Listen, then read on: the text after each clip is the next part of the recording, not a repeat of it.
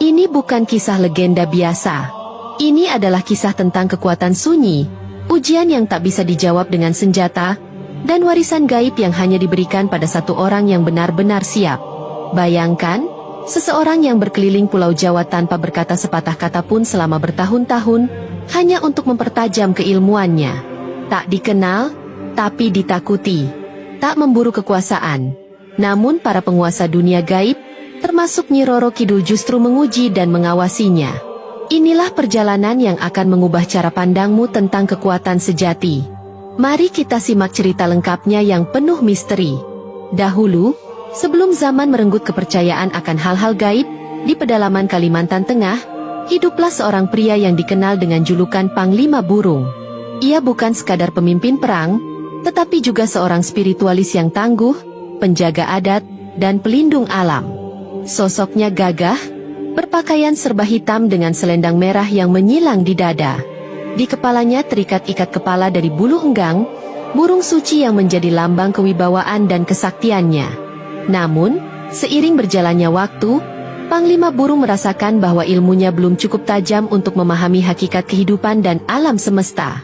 Maka, ia pun memutuskan untuk menjalani perjalanan tapa bisu, sebuah perjalanan sunyi tanpa sepatah kata pun, tanpa menyentuh duniawi yang gemerlap. Tujuannya hanyalah satu, menyatu dengan kekuatan jagat raya. Ia menapaki jalanan dari satu daerah ke daerah lain, melintasi gunung-gunung sunyi, hutan-hutan keramat, dan desa-desa yang hanya bisa dijangkau melalui jalur gaib. Pulau Jawa menjadi tujuannya kali ini.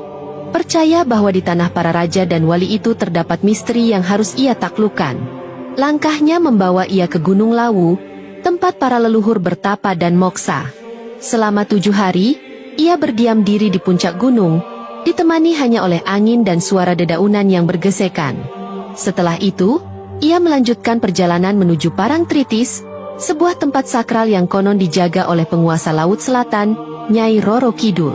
Panglima Burung tidak berniat mengusik siapapun. Namun pada malam ketiga, ketika rembulan menggantung seperti pusaka langit, laut bergemuruh dengan cara yang tak biasa. Ombak yang biasanya bergulung tenang, kini menghantam keras bibir pantai, seolah ada sesuatu yang marah atau menantang. Tiba-tiba, udara berubah lembab, dan harum melati memenuhi ruang sekitarnya.